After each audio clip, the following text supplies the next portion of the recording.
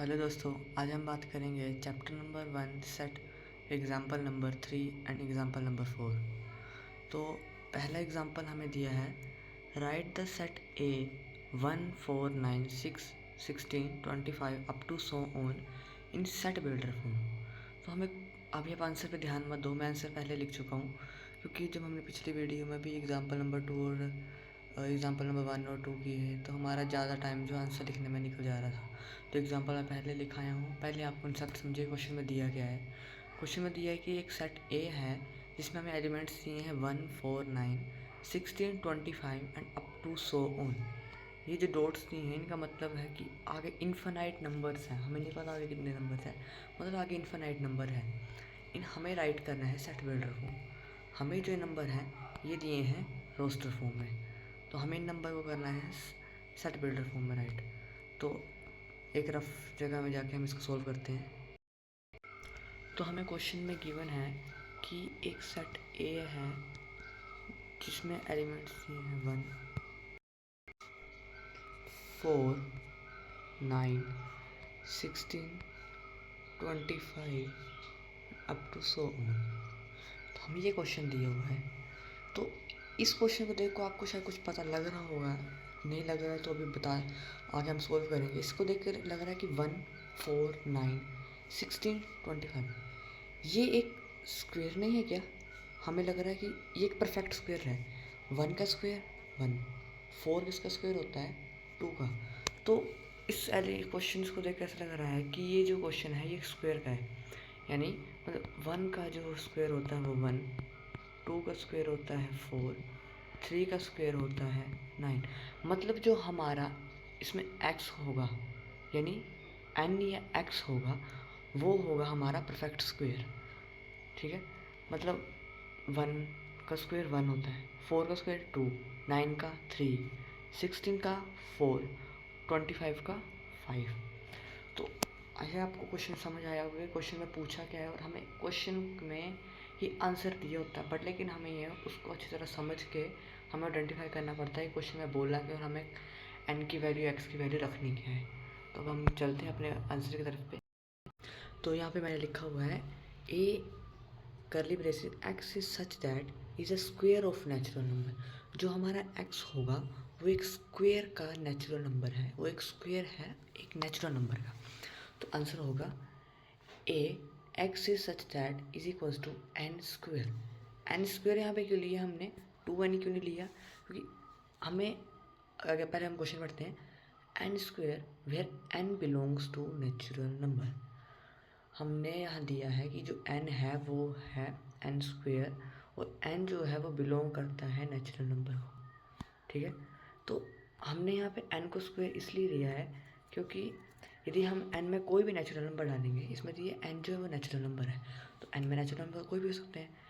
यदि n में मैं नेचुरल नंबर डालूँ 1 तो ये आएगा 1। यदि मैं डालूँ 2 तो 2 का स्क्वायर होगा 4, डालूँ 3 का स्क्वायर होगा 9। तो हमें ऐसे नंबर चाहिए जो n की वैल्यू पे आए और उनका आंसर स्क्वायर में आए उनका। तो हमें ऐसे कुछ नेचुरल नंबर लेने हैं। तो जैसे आपने एग्जांपल नंबर 2 में देखा होगा, पिछले हमने किया था पहले, तो उसमें हमने आगे जाके ऐसा कुछ किया था कि 1 is less than x equal to less than, ऐसे कुछ करके हमने कुछ किया था।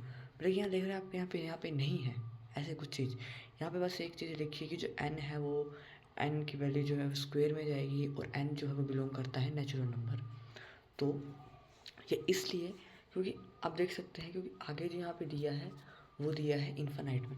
जब भी कोई चीज़ इन्फिनाइट या डॉट्स में दी हो तो हम डायरेक्ट परमानेंट फिक्स्ड वैल्यू नहीं बता सकते कि 1 जो है वो लेस देन कितना होगा, आगे कितने से लेस देन इक्वल होगा, हम ये नहीं बता सकते। तो इसलिए यदि कोई भी डॉटेड नंबर हो तो हम फिक्स्ड नंबर नहीं बता सकते कि आगे क्या होगा। ठीक है, तो अच्छा आपको फर्स्ट क्वेश्चन आ गया, तो चलते हैं एग्जाम्पल नंबर 2 में। इस क्वेश्चन को ज़रा ध्यान से देखना।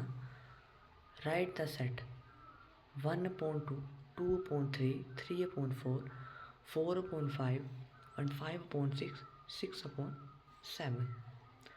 ये क्वेश्चन पहले हम इसको रफ वर्क में साइड में करके देखते हैं। ऐसे क्वेश्चन दिया आपको 1/2, 2/3, 3/4, 4/5, 5/6, 6/7, ये आपको क्वेश्चन दिया।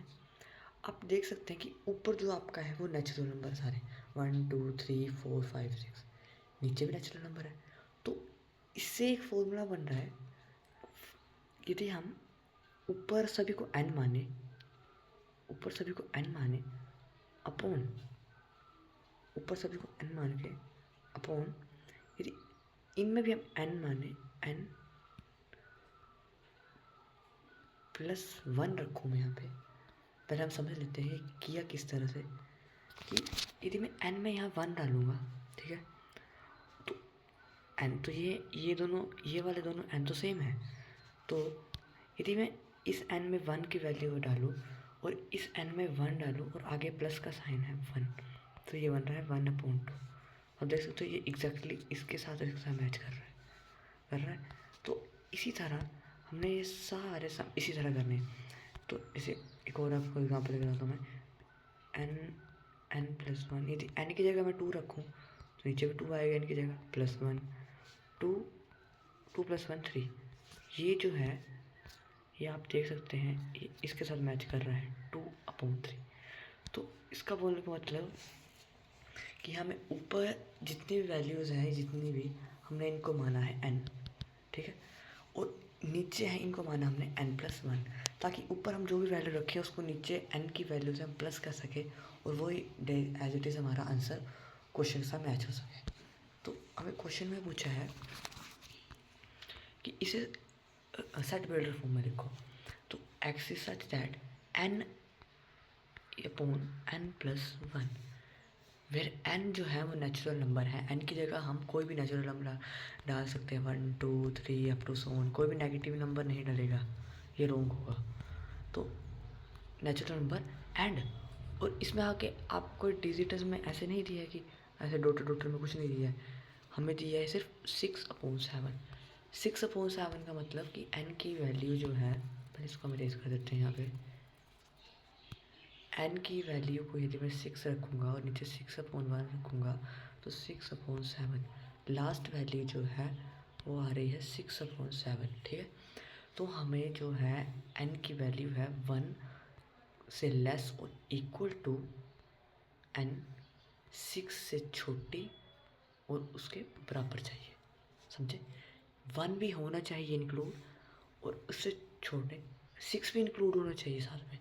इस इक्वल टू का मतलब होता है कि 1 तो आएगा और इसके आगे वाले डिजिट भी आएंगे, और समझ आएगा, आप समझ गए होंगे।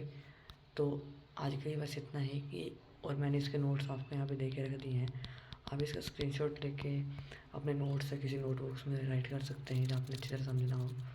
तो आज के लिए बस इतना ही, मिलते हैं अगली वीडियो में।